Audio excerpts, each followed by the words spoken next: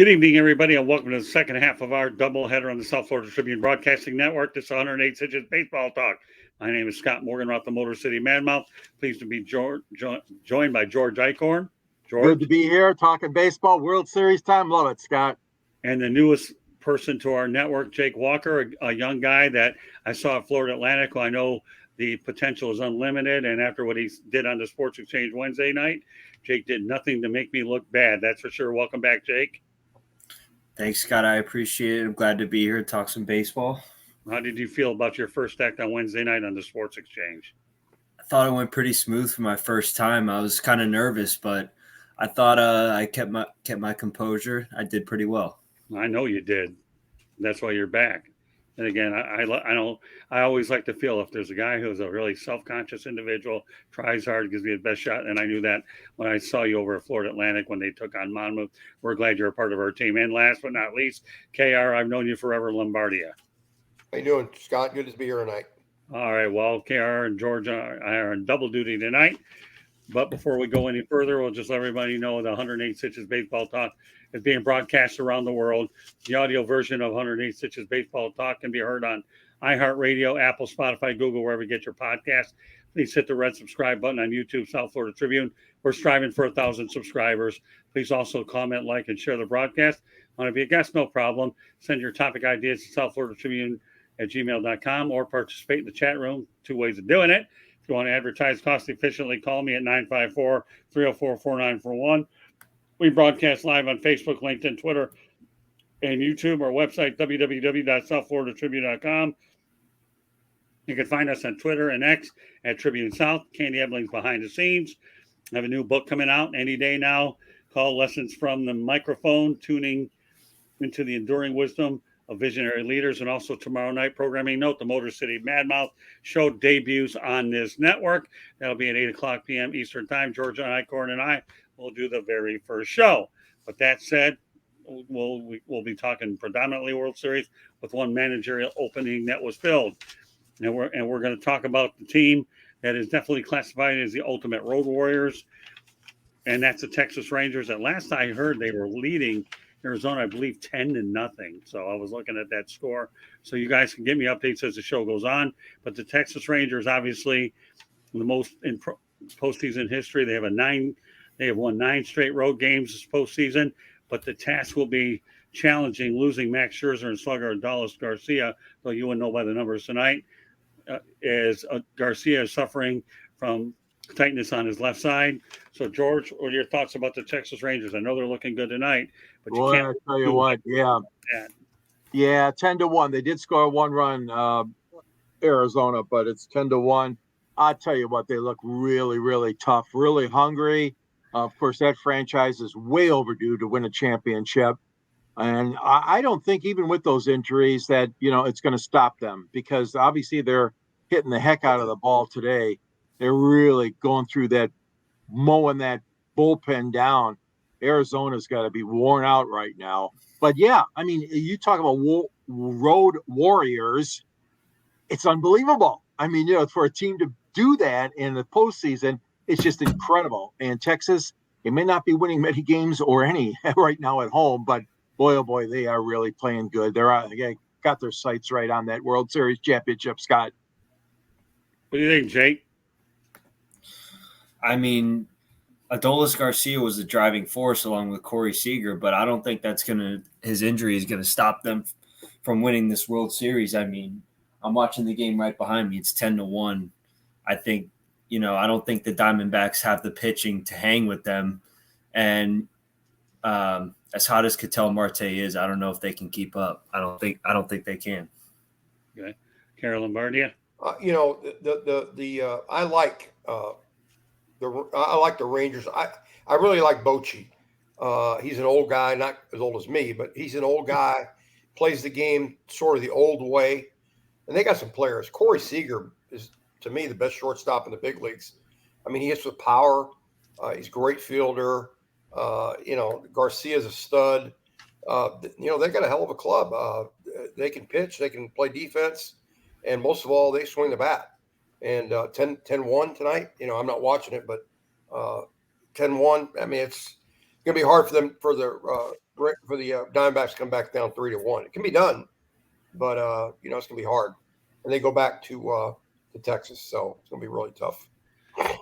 Another little interesting footnote on this series. This is the first World Series with both stadiums having a roof. George, I know you've always been a person that likes to have opening days played in these dome stadiums, but now you actually have a World Series where there's no way you're going to lose one. So what are your thoughts about this, George? I really like it, Scott, because the weather can get dicey, and obviously if teams like New York or Boston or Detroit or somebody up in the upper Midwest, Great Lakes, or the East were playing, then it could be awful chilly and rainy too. And there was even some snowflakes going around here in Michigan today. So really, I think it's good. It's good because the fans can be comfortable, the players can be comfortable, and to me, it doesn't take that much away because the games are all night games too. Remember, in the old days, they were day games, and it was nice to have the sunshine and playing those games outside. But now all these World Series games are at night. Granted, some of them are starting in daylight if you're a West Coast team or something like that, or a Southwest team. But I think it's good for baseball. I think it's a good thing. I do cherish those moments when it was nice out and the World Series was contested, but you just have no control over the weather. So it could be really crappy at times. I look back, guys, to 1968, and the Tigers had a terrible game on a Sunday afternoon against St. Louis. It was raining like crazy, but the commissioner did not want to stop the game, and the Tigers ended up losing that game, but won the series in 68. But yeah, no, I like the dome stadiums. I think this will be good for them. Okay, Jake. I like the dome stadiums as well, and particularly Arizona. I know the ball travels a little bit farther in Arizona. It's easier to hit home runs in Arizona. Right. And I love seeing the offense in the World Series. So, and like George said with the weather, I think it's easier with the weather for the fans and the players to be comfortable. So I like the dome stadiums for both teams. Yeah, you're referring to Chase Field, right? Yes, Chase Field. Right, okay. KR? I like the dome stadiums because of the late. I don't like it during the regular season except here in Florida because it's so hot. Like if the Rays played outside, they wouldn't draw flies in June or July and August or May even because it's so hot. But yeah, it makes it a lot more comfortable for the fans. The dome stadiums. It's not really. Ground balls are always going to be true. There's not going to be very many bad hops, things like that. But for comfort for everybody, it's much better to play inside. Okay. Well, I mean, like you say, we know about it here in Florida.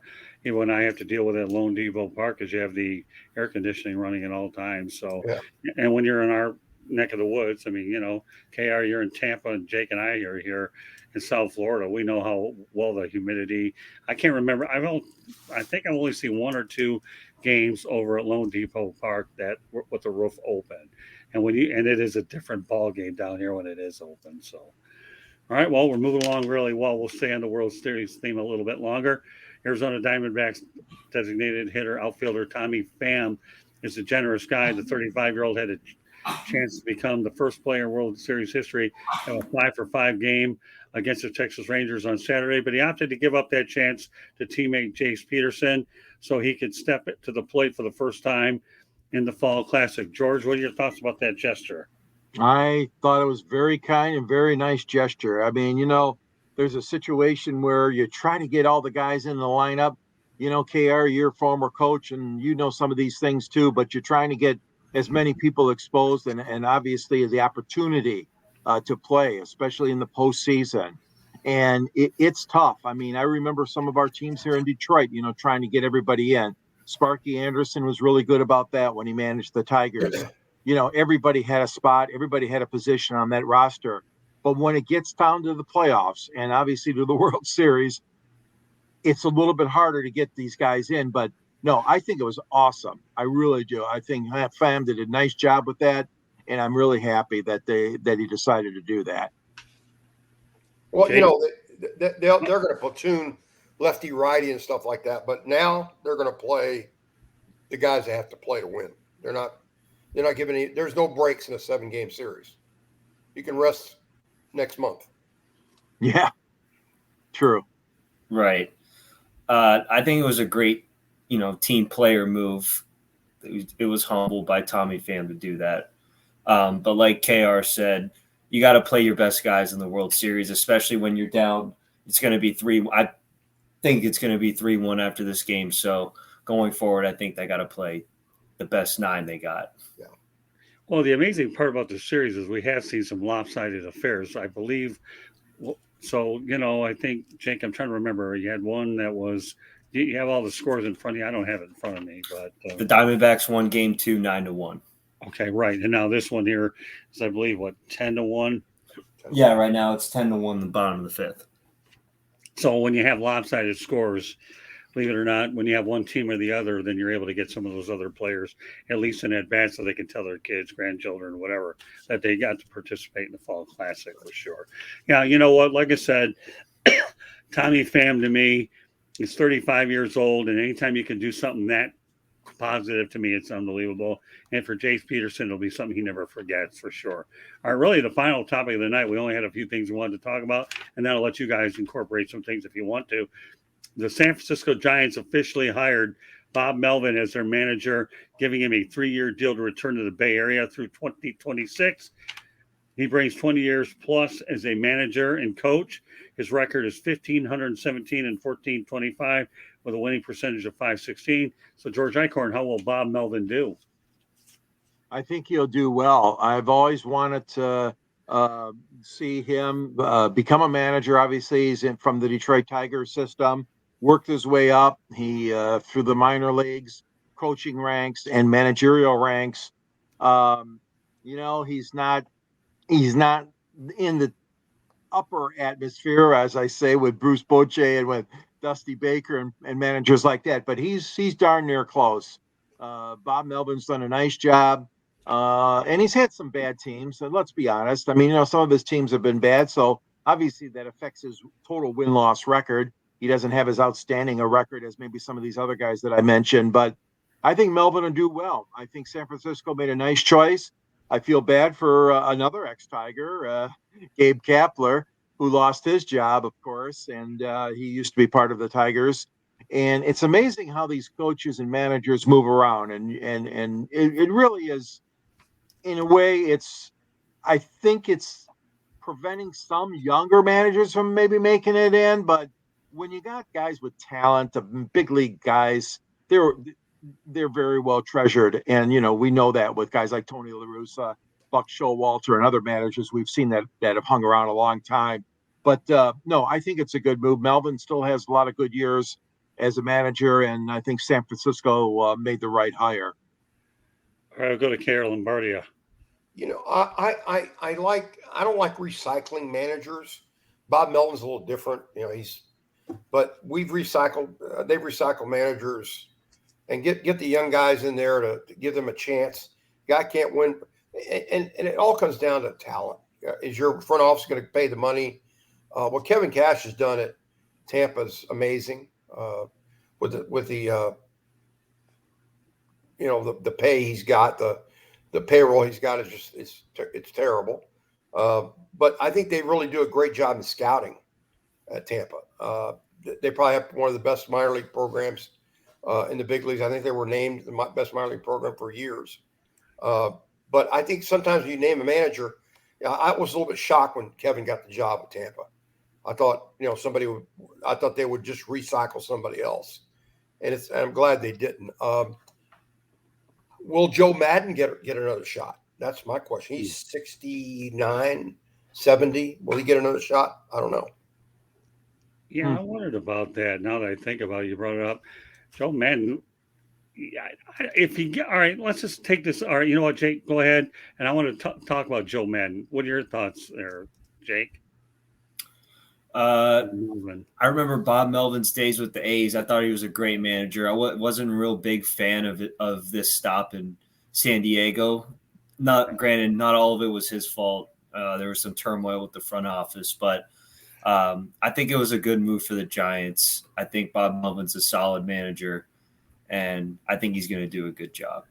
Yeah, you know what? I want to double down on what you just said, Jake, okay? That it's not like the Giants didn't have familiarity with him being across the bay, playing Moneyball, and he still managed to win with that group.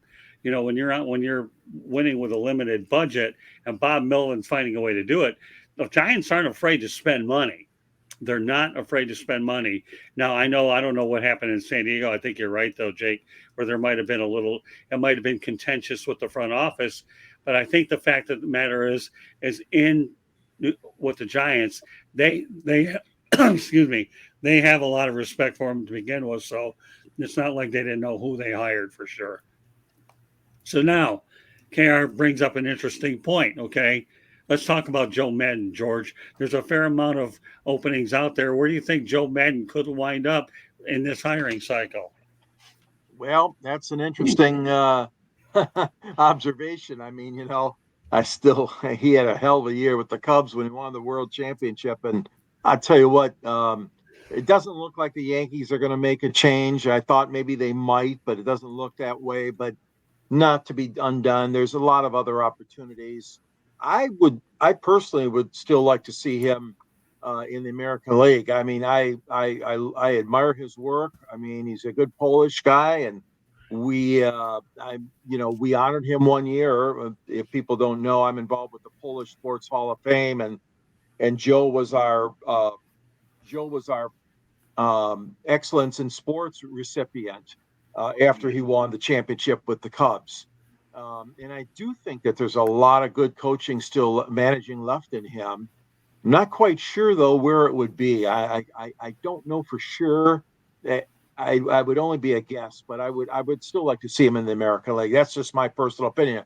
He could go anywhere, obviously, with the talent that he's got. But I don't have anybody really in particular, but there are teams that are going to be obviously looking to make changes. If they don't this offseason, then maybe if they start out weekly in 2024 season, but you don't wish that on anybody. But he can still do it. He can still manage.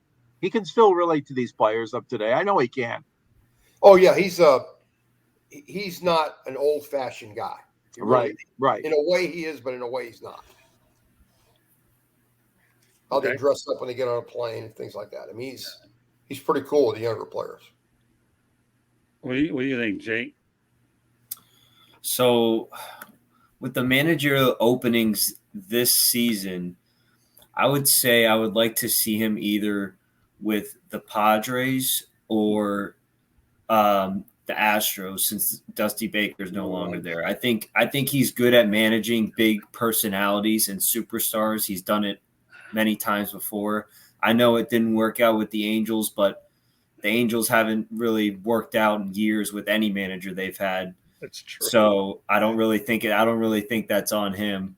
But I would like to either see him with the Padres or the Astros. You know what, Jake? Here's the thing. The Astros makes too much sense. It really does. It does. And you know what we saw with Dusty Baker? One other young manager I didn't mention that I should mention because I dealt with him directly is Skipschumaker. This guy here did a heck of a job with the talent that he has going behind Don Mattingly, and he got him to the playoffs. So I want to make sure I got Skip out. But what you just said there, Jake, go ahead. I actually was thinking about Skip Schumaker earlier when you guys were talking about young managers getting hired. I thought that was a great hire by the Marlins, getting a fresh face in there, fresh new coaching staff. I think it really shifted the culture of the organization. Turned out pretty well. And you know who's on? I know K.R. Lombardi, being a Tampa guy, I had an opportunity to catch up with Jodyreed and ended up doing an interview with him, which you can find on the South Florida Tribune YouTube channel. I go back to, I ended up doing a story on him when I worked for the Tampa Tribune, KR. And you know what? Here's a guy. Didn't he play out of Brandon High School, if I remember right? Let me tell you a good story about Jody. I was coaching HCC, and we had signed Mitch Sione and Johnny Diaz, and Lou Garcia was our head coach. And Lou says, I don't know about Jody Reed. I think he's too small. Plus, I got these other guys coming in, blah, blah, blah. So he didn't recruit him. So Jody went to Manatee, made All-American in junior college. Went to Florida State. He's a little too small to play at Florida State. Made All-American at Florida State. Got drafted by the Red Sox, and was an all-star. So yeah, he was so much better than what he everybody thought he was. He was very much an overachiever. Not a very big guy, probably 5'7", 5'8", I guess.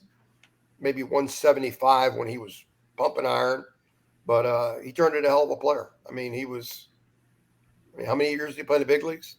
10, 11? He played like 10 years there. Yeah. I remember when he was playing for the Winter Haven Red Sox is where I caught up with him. Yep. And then I ended up interviewing him over at El Lopez Field. So, but yeah, you know what, Jake? You made so much sense. I don't know about the Padres as much as I would the Astros. I just don't know why. And I'll tell you why I say that, Jake, is because you just got done with Dusty Baker.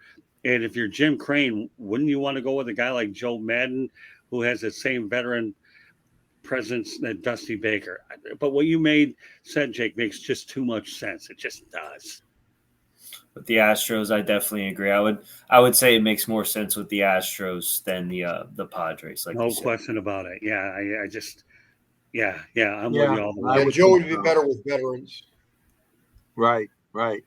And he's got a lot of them there. I do believe in my mind the Astros window is still open to win with the players that they have. Oh, absolutely. You know, just go out there and have that veteran manager. I mean, you went from A.J. Hinch to Dusty Baker, not only calm things down, but won a World Series. And now the next move is going to be very critical. And that's where that veteran manager comes into play. So, yep. Makes too much sense.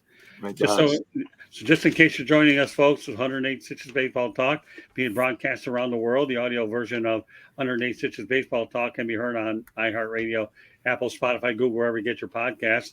Please hit the red subscribe button on YouTube, South Florida Tribune. We're striving for 1,000 subscribers. Please also comment, like, and share the broadcast. Want to be a guest? No problem. Chat room's one way to do it. Send your topic ideas to South Florida Tribune at gmail.com. If you want to advertise cost efficiently, give me a call at 954-304-4941.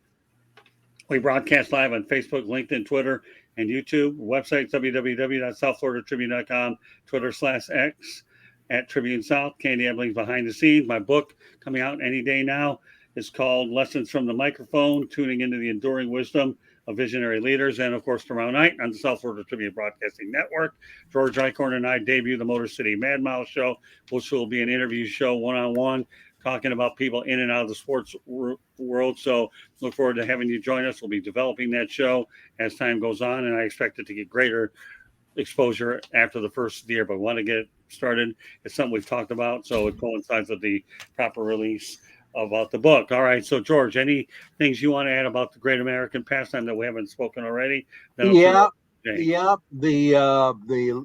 most recent ballot came out, Scott, as you know, for the Hall of Fame, and it's called their contemporary ballot.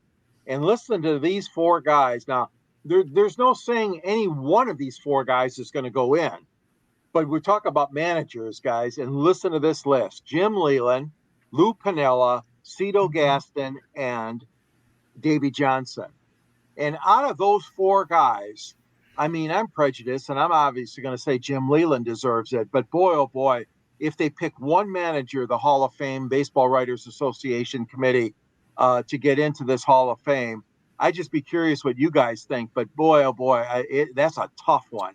It really is. Leyland, 1,769 wins. Piniella, 1,835 wins.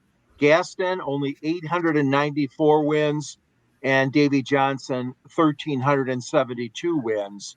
And, you know, and the World Series titles and All-Star games and league titles they won. I mean, what a group that you're going to pick from. Hopefully, one of those guys is going to get in when they announce the voting on January the 23rd.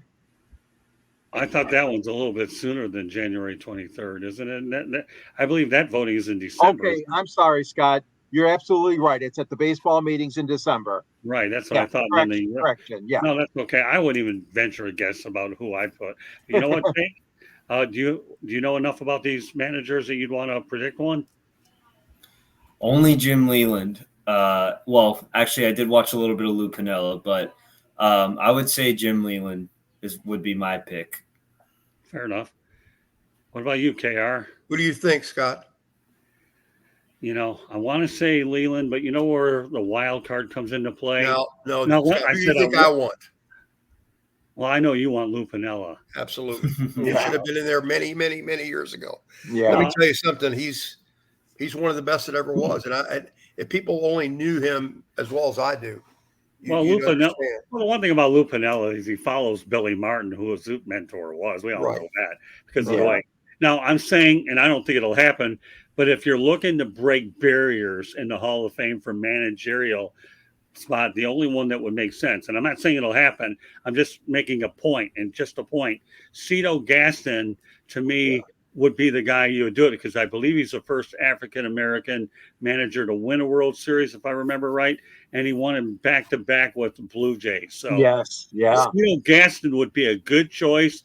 I know a lot of us like Leland. I like Lupinella, and what people have to understand what Lupinella did is he won 116 games, I believe, with the Seattle Mariners. Yep. And Yep. I still believe that's the all-time record for regular season, albeit they didn't win a World Series.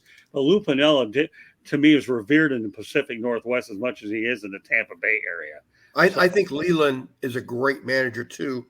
I know somebody that coached with Leland.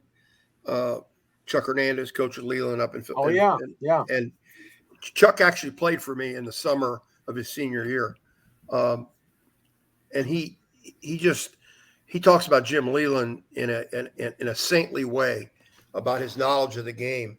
And Jim actually coached third base for the White Sox when Tony LaRussa was the manager. Right. And Right. I have a funny story about Leland and LaRussa. If you want me to tell it, I will. It's really funny. Yeah, go ahead, because now I got one behind you about Leland and LaRussa when Leland was 1 year with LaRussa with the Cardinals organization before he got the Tigers. Yeah, well, Jim Leland and what's his name? The other the guy was a catcher. That was a pitching coach. Gene Lamont, I believe, right? No, not Gene. I'll remember. Anyway, I'm in South Florida as a pitching coach, and we're playing the White Sox. The first year we played the Yankees, second year we played the White Sox, what they call the Gold Shield Foundation game. And Tony came in, and Leland was coaching third base. So Al Lopez came and sat in our dugout. And Al and my grandfather were very, very good friends. I'm talking about like this, friends. Right. So Tony came over from their dugout and sat, because Tony went to the University of South Florida. Right. Didn't play baseball, he's already pro ball. So Tony came and sat. I've known Tony since I was a little boy, and I've known Al Lopez since I was a little boy. So he came and sat, and Leland's coaching third base. So we're having conversations in the dugout, and Robin Roberts is the head coach, and I'm sitting with Tony and Al, and they both know me since I was a little boy, and especially Al, because he's my grandfather's friend. So they're beating us to death as usual, pro ball club. And Leland's coaching third, and he whistles into the dugout, and Tony's sitting next to me, and Leland goes, "Skip, what do you want to do?" And Tony says, "What, you can't coach against college kids without my help?" And he said it in front of everybody. And it was, I said, Tony, that was brutal to embarrass him in front of our kids. He goes, he can take a joke. He can take a joke. But Leland put his head down like, "Gee, you embarrassed me in front of, 30 kids from college." But that's Tony for you. But Leland was, I think Leland's one of the best baseball guys there is. Well, I've gotten to know Leland real well in my years, and it's funny how you talk about Chuck Hernandez. We go back to the days of the Fort Lauderdale Yankees, and you know what? Remember when I was at that event in Tampa when we were talking about the American Legion and all that? Right. And I'll never forget when I saw Chuck, and then I saw him when he was with the Mets. That I had time to talk to him then. And I always joked around with Chuck, even when he was with the Tigers, because we one thing that you're going to find out, Jake, is when you're in the baseball world. As much as it's a big world, it's a small world. It really is. You haven't seen anybody for, I remember this. You got to get. Well, Chuck was on the ground, not the ground floor. He was a second generation guy that learned the circle change. The first guy was Gary Nolan with the Reds. Remember him? Gary invented that pitch, and he taught it to Chuck's brother-in-law, Nadi Contreras, who was a pitching coach in the big leagues. And then Chuck taught it. I didn't know it. I didn't know how to throw it till that summer. And I'm a pitching coach, and I don't know how to throw that. And Chuck showed me how to do it. He goes, "It's still pretty new." It was 1978. And they had been throwing it probably since 69, but only the Reds. And then and then they started teaching it to everybody else. But the Reds were the first team to throw that circle change, which is, if you've never seen it, from behind the plate or behind the mound, it is nasty. It looks like a spitball. the bottom falls out of it. It's just a nasty pitch. Well, let me add this about Chuck. Okay, the big running joke that we always had was when he was with the Fort Lauderdale Yankees. He said, "You had the best move to first base that I have ever seen in my life." And what he would say, "Yeah, when you're not any good, you need to use it a lot more." That's the kind of a sense of humor he had. But Chuck and I again, I saw him play, when he was young, and I've never seen a guy with that good of a move to first base. But then again, he has such a great sense of humor. Well, I wasn't very good. I had to use it. Yeah. And left-handers, as everybody knows, you being a pitching coach knows that if you find a halfway decent left-hander or a good left-hander, the chance of them getting up to the big leagues faster. And the one name I'll mention that comes to mind is Ray Fontenot many years ago, who ended up getting there quicker, and he was playing for the Fort Lauderdale Yankees. George, you had something you wanted to add? I just wanted to add one bit of information. I'll tell you what, when I cover Jim Leyland, I want to give you an example of the respect that this man has. It was the 2012 World Series in Detroit. And Scott, I don't know if you remember these two ladies, but the Major League Baseball had Katie, she represented the National League, and Phyllis worked with the American League. And these two ladies in public relations, they were employees for a long, long time, Major League Baseball in New York City. Well, they were both in town for the World Series. And when Leland saw Phyllis, he gave her the biggest hug. And I just, that meant something to me. I could see that bond, how respected Leland was. Phyllis is an employee of Major League Baseball, and she's representing the American League. And then when Katie came out the next day, they had to bring Leland, to the media I'm talking about the post-game press conference. Yeah. And he also gave Katie a big hug. And I that sticks with me, as you guys can tell, because I remember that and how much he's respected. Well, when Pete Mulry went to go, Pete Mulry was the coach of Tampa Catholic, won 5 state championships, right? He went to visit Chuck in Detroit, and Leland welcomed him into the locker room, and after the game and so Pete got to really know Jim, sitting in there with the coaches and talking baseball, and Pete came out of there just blown away. Said this guy is one of the greatest baseball guys. I'll tell you about Chuck. His senior year, he had hurt his arm a little bit. He wasn't pitching. So they were playing somebody. Tampa Catholic was playing somebody. And Pete tells Chuck, "Hey, can you go in there and pitch? But I don't want you to pitch. I just want you to pick the guy off at first base." They had 2 outs, right? So he says, "Sure, coach, I can do that." So he lets him go down to the bullpen faking like he's warming up. Pete calls him in, and he picks the guy off at first base. 1 pitch to end the inning. That's it. That's all Chuck did. And then he brought the other pitcher back in. I don't know why I believe that, but I really do. Because Pete told me that story some years ago. Yeah. But Pete got to spend time with Jimmy Leland and said, "Buddy, you would love to be with him and talk baseball because nobody knows the game any better than he does." Well, I've taken a few pictures of Leland. Every time I get an opportunity to pick his brain, I did. He was always good about it. So, unlike my days when I didn't have a camera phone, when I couldn't get Sparky, there were no shortage of Leland pictures. I just wish I would have had one back then. I'm amazed that Leland's still alive as much as he smokes. Yeah, I know. Yeah. And meanwhile, we have a young guy by the name of Jake Walker here just absorbing all this. What are you getting from all this stuff from all of us old geezers, Jake? There's a lot of good stories between Leland and LaRussa, that's for sure. Had great senses of humor. I got a young guy here whose broadcasting potential is off the chart, and he's sitting here watching 3 old men talking about the old days. And all right, well, tell me what's on your mind, Jake. Come on, man. Well, talking about your guys' points with being in the baseball world. When I was in high school, I played against a lot of big leaguers from Broward County, more specifically. I faced Tristan Casas a few times. Mark Vientos played in my area. Jesus Luzardo. I've seen all those guys play in high school. So it's really cool to see them in the big leagues now, especially Jesus playing down in Miami. I get to watch him at Lone Depot. I think it's really cool seeing all those guys in the major leagues. And then when I watched them when I was, in high school, it was really cool. Well, Jake, where you grew up, like I grew up in Tampa, we played against some great players. Florida breeds talent, man. Well, you play 12 months out of the year, and you know, in Tampa, especially if you're a Latin kid, you're born. They give you a bat when you're in the crib. I mean, they put a baseball in the crib with me when I was born. I got a picture of it, and you know, it's just you're going to play baseball or you're going to get thrown. It's just the way it is. Right. Yeah, Jesus Luzardo, I've seen him pitch a lot. He's a heck of a pitcher. And to think that the Marlins acquired him in that trade for what, Starling Marte, I believe it was. Yes. From the A's, and then this kid here developed nicely. So that's one of those trades where Miami made out quite well, and again at the hands of the Oakland A's.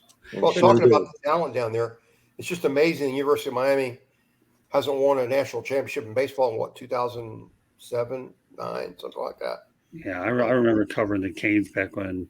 Who was it? Oh God, Ron Frazier, I think. When Ron Frazier was there. They were tremendous, and then you know they were impossible to beat. I mean, he won 3 national championships. Well, Jim, what's his name? Jim Morris, I believe. Jim Morris won one, but you know they should win it every other year. I mean, they've got more talent in that place in those 3 counties than the man on the moon. Oh, I mean, FAU's good at baseball. That guy was. I think the guy retired a few years ago. Kevin Cooney. He's a good friend of mine. What Cooney? Great coach. He's a really good friend of mine. Great. Did he retire, Scott? Yeah, he did retire. Of course, I believe Jim McCormick's done a good job, but then his wife is the assistant athletic director and PR person. But Kevin Cooney is a really close friend of mine. Good baseball coach. Good baseball man. Yeah. I will say the only problem with the Canes is that a lot of their top recruits just end up getting drafted. So, you know, the huge talent they do get. They did when Frazier was there, and I asked him what he did, and he had a contingency plan. He would send kids to junior college and tell them, after the June draft, I may sign you. Because you can hide them in junior college because they can sign up. You sign up or back, but you can't go lateral. So Ron would get guys, and I asked him one time when I was coaching, I said, how do you do it? You lose 6 guys at the draft, and you bring 6 guys in, you're just as good. He goes, I got a contingency plan. And he explained it to me. Really? And I don't know if he can do that anymore, but he did it. All these guys. Ron Frazier was a genius, guys. All these geniuses find a way to buck the system. He was a genius. Yeah, that worked out pretty well. Yeah. And so was Skip Burtman. Yeah, he's well, of course, didn't he go to LSU? Yeah. There. He was supposed to come back. I thought he was coming back to Miami when Ron retired, and they made him an offer he couldn't refuse at LSU money-wise. They got a lot more money at LSU than Miami. In the Southeastern Conference, what do you expect? I mean, he was when he took the job at LSU, there was only one full-time baseball coach in the SEC, and that was Ron Polk at Mississippi State. Everybody else was sort of part-time, and but then Skip took it. If you've ever seen Hold the Rope, it's on ESPN. You need to watch it. It's on ESPN 3 or Plus, but you need to watch Hold the Rope about Skip Burtman, and you will be absolutely amazed at what he did at LSU. Yeah, well, I mean, I know about him. I mean, of course, I go back to Ron Frazier. You know, back then I was Jake's age. I probably, would have appreciated it more now than I was too young. Well, I started coaching when I was 24 years old in college, so at Camp U, and then on to South Florida in the ACC. But I got to know Ron Frazier and Skip pretty well because I picked their brain. I'd stay after the game and talk to them, and I was just absolutely blown away with what they did. Marklight Stadium was the hottest place in college baseball in the 70s. Which one? I'm sorry. What was that? Marklight Stadium. Yeah, right. Okay.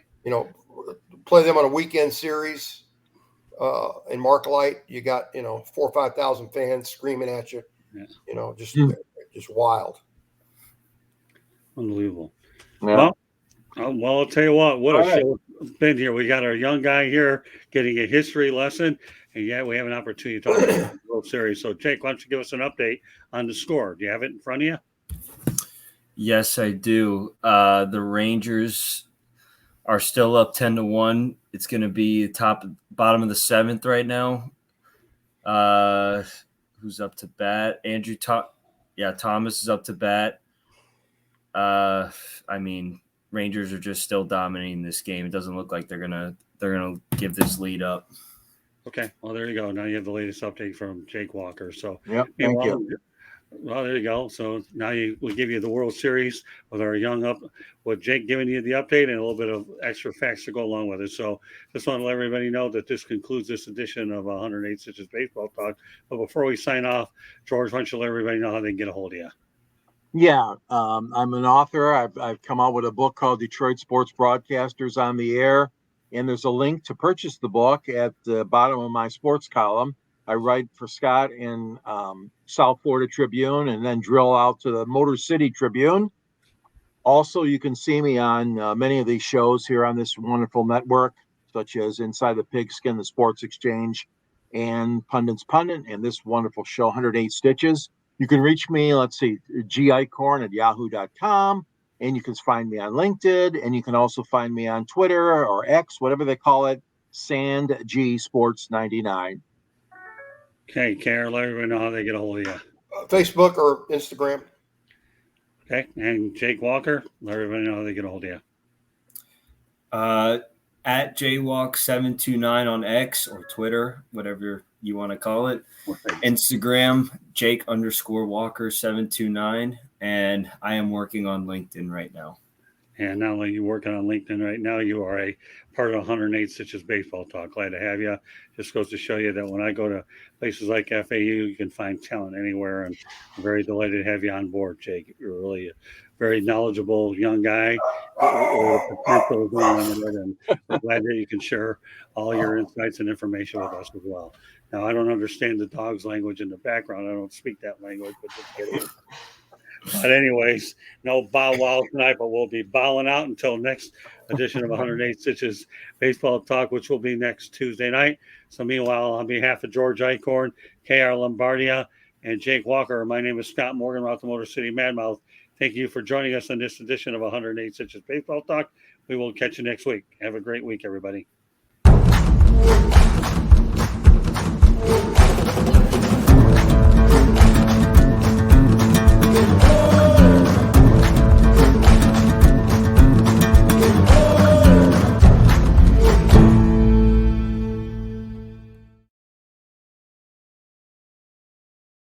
George, is that big pawn shop